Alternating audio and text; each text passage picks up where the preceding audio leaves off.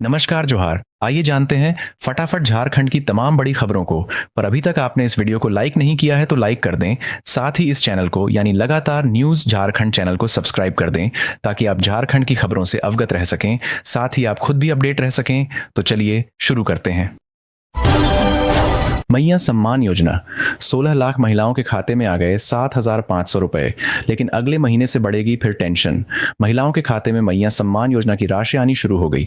बिना आधार लिंक वाले 16 लाख महिलाओं के बैंक खाते में एक साथ 7,500 रुपए भेज दी गई है। ये राशि जनवरी से लेकर मार्च तक की है। पिछले दिनों हुए कैबिनेट की बैठक में इस पर निर्णय लिया गया था, जिसके बाद अब विभाग ने खाते में पैसे भेजने शुरू कर दिए हैं। वेरिफिकेशन के बाद शनिवार देर शाम पलामू और गुमला के कुछ लाभुकों के खाते में पैसे गए।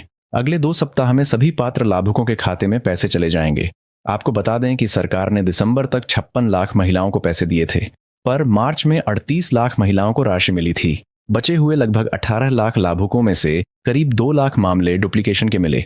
वहीं आधार से बैंक खाते लिंक नहीं होने के कारण 16 लाख लाभुकों को होल्ड पर रखा गया था। पिछले दिनों कैबिनेट की बैठक में वेरिफिकेशन के बाद इन खातों में अगले 2 सप्ताह के अंदर पैसे भेज दिए जाएंगे। कैबिनेट ने मैया सम्मान योजना में महत्वपूर्ण संशोधन करते हुए फैसला लिया था कि मार्च तक जिन लाभुकों के बैंक खाते आधार से लिंक नहीं है, वेरिफिकेशन के बाद उन्हें जनवरी से मार्च तक के पैसे दिए जाएंगे। अगर मार्च के अंतिम दिन तक बैंक खाता आधार से लिंक नहीं कराया तो अप्रैल से इस योजना का लाभ नहीं मिलेगा। वहीं आधार से बैंक खाते लिंक नहीं होने के कारण 16 लाख लाभुकों को होल्ड पर रखा गया था। रिश्वतखोरी का बड़ा खुलासा। धनबाद में सीबीआई ने 2 अधिकारियों को रंगे हाथ पकड़ा। झारखंड के धनबाद में 2 रिश्वतखोरों को गिरफ्तार किया गया है। मामला ईसीएल मुगमा एरिया की खुदिया कोलियरी का है, जहां पीएफ क्लर्क अरविंद कुमार राय सहित 2 कर्मियों को 15,000 रुपये घूस लेते सीबीआई ने गिरफ्तार किया है। प्रारंभिक जानकारी के मुताबिक अरविंद कुमार और एक अन्य व्यक्ति द्वारा पीड़ित से पीएफ और ग्रेच्युटी की फाइल आगे बढ़ाने के नाम पर रिश्वत मांगी जा रही थी। इस कार्रवाई के बाद कोलियरी में हड़कंप मच गया। गौरतलब है कि सीबीआई की 20 सदस्यीय टीम ने सोमवार को सुबह करीब 11:30 बजे ईसीएल मुगमा एरिया की खुदिया कोलियरी में छापेमारी की। अधिकारियों ने कार्मिक विभाग में कार्यरत पीएम क्लर्क अरविंद कुमार और उनके जूनियर ईसीएल कर्मी शीतल बावरी को 15,000 रुपए रिश्वत लेते रंगे हाथ पकड़ लिया। गिरफ्तारी के बाद उनको मुगमा एरिया गेस्ट हाउस लाया गया, जहां पूछताछ चल रही थी। आसनसोल में रहने वाले अरविंद राय का पैतृक आवास मुगमा में है, वहीं शीतल सिरपुरिया का रहने वाला है। गौरतलब है कि खुदिया कोलियरी के इलेक्ट्रिक विभाग में कार्यरत रहे उमेश प्रसाद सिंह की सेवानिवृत्ति थी। उनका फेयरवेल भी किया गया। ईसीएल के नियमों के मुताबिक सेवानिवृत्ति के बाद पीएफ और ग्रेच्युटी की रकम लेने के लिए आवेदन करना होता है। कार्मिक विभाग के कर्मी अरविंद कुमार राय ने कहा कि फाइल आगे तभी बढ़ेगी जब उसको 15,000 रुपए का चढ़ावा मिलेगा। उमेश रिश्वत नहीं देना चाहते थे, इसलिए उन्होंने सीबीआई धनबाद से शिकायत की। सीबीआई के अधिकारियों ने दबिश दी और आरोपियों को गिरफ्तार कर लिया। उनसे पूछताछ जारी है। बताया जा रहा है कि अरविंद कुमार शीतल बावरी की गिरफ्तारी के लिए सीबीआई ने फुल प्रूफ प्लानिंग की थी। इस प्लानिंग के तहत उनको पकड़ लिया गया। दरअसल पीड़ित उमेश प्रसाद सिंह ने पीएफ क्लर्क अरविंद कुमार राय ने फोन पर कहा था कि वह घूस की रकम शीतल बावरी के पास जमा करा दें। उमेश ने रकम शीतल को दी और शीतल जैसे ही पैसे लेकर अरविंद कुमार राय के पास पहुंचा, सीबीआई ने दोनों को गिरफ्तार कर लिया।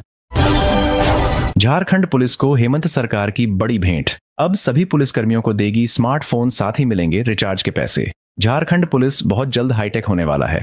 अब पुलिस को किसी भी मामले की जांच के लिए अलग से स्मार्टफोन मुहैया कराया जाएगा। इससे संबंधित राज्य सरकार के गृह विभाग ने आदेश जारी किया है। साथ ही सभी जिला स्तर पर पहल भी शुरू कर दी गई है। इसके तहत किसी भी केस के लिए अनुसंधानकर्ताओं को स्मार्टफोन देने की योजना बनाई गई है।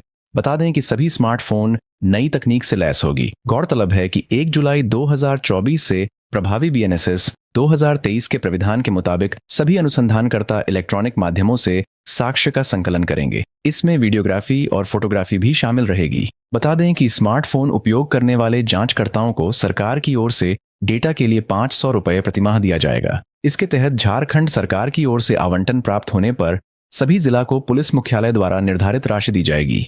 मीडिया रिपोर्ट्स के मुताबिक सभी अनुसंधानकर्ताओं को 25,000 रुपये तक का स्मार्टफोन लेना अनिवार्य किया गया है। अनुसंधानकर्ता मोबाइल फोन क्रय करने से संबंधित विपत्र या रसीद की कॉपी अपने पास रखेंगे। ताकि 4 साल के बाद नया या दूसरा मोबाइल लेने के पश्चात राशि की क्षतिपूर्ति के समय उसे जमा किया जा सके। वहीं मोबाइल फोन गुम और चोरी होने की स्थिति में विधिवत कार्रवाई की जाएगी। इसके अलावा अगर जांचकर्ता अगर तय राशि 25,000 से अधिक राशि का मोबाइल फोन खरीदता है तो भी उन्हें 25,000 की ही प्रतिपूर्ति मान्य होगी। बाकी राशि का भुगतान उन्हें खुद करना पड़ेगा। और 25,000 से कम कीमत का मोबाइल खरीदते हैं तो उनके द्वारा भुगतान की गई वास्तविक राशि की प्रतिपूर्ति ही मान्य होगी। मोबाइल फोन का रख रखाव, सुरक्षा एवं डाटा की गोपनीयता अनुसंधानकर्ता की व्यक्तिगत जिम्मेदारी होगी। साथ ही यह ध्यान रखेंगे कि अविश्वसनीय इंटरनेट साइट्स को उक्त मोबाइल फोन से एक्सेस नहीं करेंगे। जानकारी के अनुसार 4 साल के बाद अनुसंधानकर्ता को मोबाइल फोन को जिला संपत्ति शाखा में जमा कर प्रमाण पत्र लेना होगा। झारखंड मुक्ति मोर्चा ने पलामू और बोकारो जिला समितियों का किया ऐलान। जाने किसे कौन सा पद मिला। झारखंड मुक्ति मोर्चा ने सोमवार को 2 जिला समितियों की घोषणा की। पार्टी के महासचिव विनोद कुमार पांडेय ने पलामू और बोकारो जिला समितियों का ऐलान किया है। पार्टी ने जिला समिति के पदाधिकारियों को निर्देश दिया है कि जिला अंतर्गत आने वाले केंद्रीय समिति के पदाधिकारियों और केंद्रीय सदस्यों के साथ बैठकर कर जिला समिति के विस्तार के लिए पदाधिकारियों के नामों की अनुशंसा करना है, ताकि उन नामों पर विचार कर जिला समिति का पूर्ण रूप से गठन किया जा सके। पार्टी ने उम्मीद जताई है कि नवगठित समिति कर्मठता का पूरा उपयोग करेगी, संगठन की मजबूती के लिए काम करेगी। झारखंड मुक्ति मोर्चा ने पलामू जिले में राजेंद्र कुमार सिन्हा उर्फ गुड्डू को जिलाध्यक्ष बनाया है। बालकिशुन उरांव और सन्नू सिद्दीकी के रूप में 2 उपाध्यक्ष हैं। रंजन चंद्रवंशी को सचिव नियुक्त किया है। अनुराग सिंह और देवानंद भारद्वाज के रूप में 2 संगठन सचिव हैं। रमेश कुमार सिंह को सह सचिव तो वहीं विशाल कुमार सिन्हा को कोषाध्यक्ष बनाया गया है। बोकारो जिला समिति का अध्यक्ष रतनलाल मांझी को बनाया गया है। गिरधर महतो और मोहन मुर्मू उपाध्यक्ष नियुक्त किए गए हैं। घुन्नू हांसद और मोहम्मद फिरदौस भी उपाध्यक्ष होंगे। मुकेश कुमार महतो को सचिव नियुक्त किया गया है। मुक्तेश्वर महतो और फयाज अहमद को संगठन सचिव बनाया गया है। पान बाबू केवट और यदु महतो को सह सचिव बनाया गया है। कोषाध्यक्ष पंकज जायसवाल को बनाया गया है। 2 ट्रेनों की आपस में जोरदार टक्कर, 3 की गई जान, 4 सीआईएसएफ जवान घायल। झारखंड में एक बड़ा रेल हादसा हुआ है। हादसे में 3 लोगों की जान चली गई है। ये घटना झारखंड के साहिबगंज में हुई है, जहां 2 मालगाड़ियां आपस में टकरा गईं। टक्कर इतनी जबरदस्त थी कि ट्रेन के इंजन में आग लग गई। हादसे में ट्रेन के ड्राइवर सहित 3 लोगों की मौत की खबर है। वहीं सीआईएसएफ के 4 जवान भी घायल बताए जा रहे हैं। जानकारी के मुताबिक घटना सुबह 3:30 के आसपास की बताई जा रही है।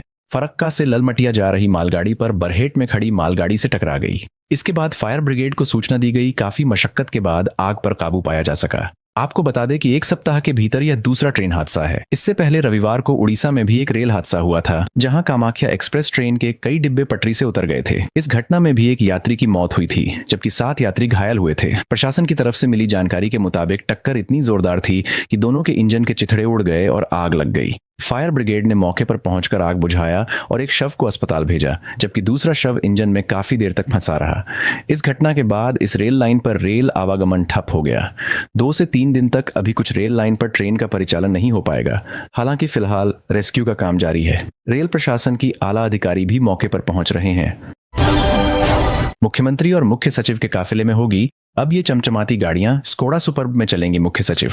जानिए कितनी है कीमत। झारखंड के मुख्यमंत्री और मुख्य सचिव के पास अब नई गाड़ियां होंगी। जानकारी के मुताबिक मुख्य सचिव और मुख्यमंत्री के सुरक्षा काफिले में नई गाड़ियों को शामिल करने का निर्णय लिया गया है। इस संबंध में पदवर्ग समिति द्वारा की गई अनुशंसा को मंजूरी मिल गई है। जानकारी के मुताबिक झारखंड की मुख्य सचिव अब नई स्कोडा सुपर्ब की सवारी करेंगी। ये प्रीमियम सेडान आधुनिक सुविधाओं से लैस है और इसकी कीमत करीब 62,67,067 रुपए बताई जा रही है। इसके अलावा मुख्य सचिव के काफिले में 2 नई महिंद्रा बोलेरो टॉप मॉडल को भी शामिल किया जाएगा। इन दोनों गाड़ियों की कुल कीमत लगभग 12,50,000 रुपए प्रति गाड़ी होगी। इन वाहनों का उपयोग प्रशासनिक कार्यों के लिए किया जाएगा, ताकि सरकारी अधिकारियों की आवाजाही को सुगम बनाया जा सके। इन गाड़ियों की खरीद का प्रस्ताव पद वर्ग समिति द्वारा दिया गया था, जिसकी अध्यक्षता स्वयं मुख्य सचिव करती है। इस समिति में वित्त सचिव, कार्मिक सचिव, विकास आयुक्त और योजना विकास सचिव भी शामिल हैं। समिति ने इन नई गाड़ियों की अनुशंसा सरकारी प्रशासन को अधिक कुशल बनाने के उद्देश्य से की है। मुख्यमंत्री की सुरक्षा व्यवस्था को और मजबूत करने के लिए उनके काफिले में नई टोयोटा कैमरी को शामिल करने का निर्णय लिया गया है। ये गाड़ी सुरक्षा के लिहाज से बेहतरीन मानी जाती है और इसकी कीमत करीब 54,61,161 रुपये बताई जा रही है। सरकार की योजना के अनुसार सुरक्षा काफिले में पुरानी गाड़ियों को हटाकर आधुनिक और सुरक्षित वाहनों को शामिल किया जाएगा।